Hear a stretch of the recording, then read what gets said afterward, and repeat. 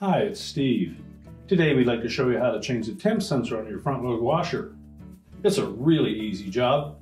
Let me show you how we do it. Now, to replace the temp sensor on this particular model, because it's located at the front of the outer tub, all we need to do is remove this lower access panel. Now, before we do that, we will want to disconnect power to the washer, so either pull it far enough forward that you can unplug it, or locate the electrical panel, turn off the appropriate breaker, or remove the appropriate fuse. So next we'll remove 3 retaining screws under the bottom of that access panel.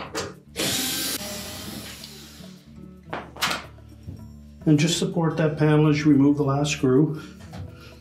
And pull it away slightly at the bottom and let it drop down. And then set it aside. With the access panel removed, we can now see that sensor mounted into the bottom of the outer tub. There's a little locking tab on that harness connector. We need to depress that and then pull the harness away from the old sensor.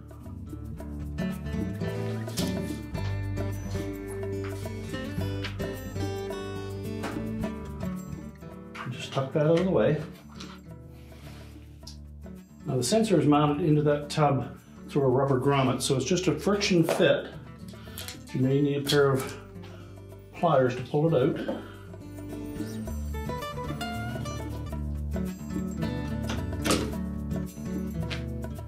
Chances are the grommet will come out with it. So we'll remove that from the old sensor.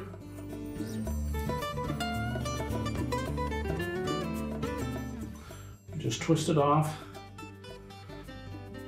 Use caution that we don't damage it. And next you'll want to just moisten the outside of that grommet with a little liquid detergent.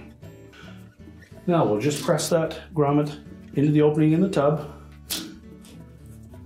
Make sure it goes in flush.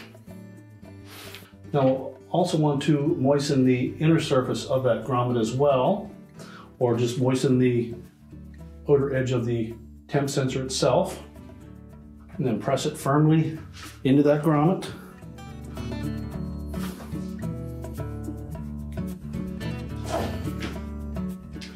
Make sure it's fully inserted. Take our harness connector, make sure that the notched portion of the sensor is pointing down to line up with our harness connector. Press it firmly into place until the locking tab engages. And then we can put the access panel back on. Make sure we tuck the back edge of that access panel in behind the front panel.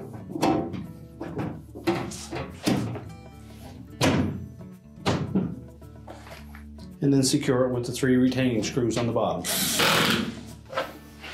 We're now ready to reconnect the power, and our repair is complete.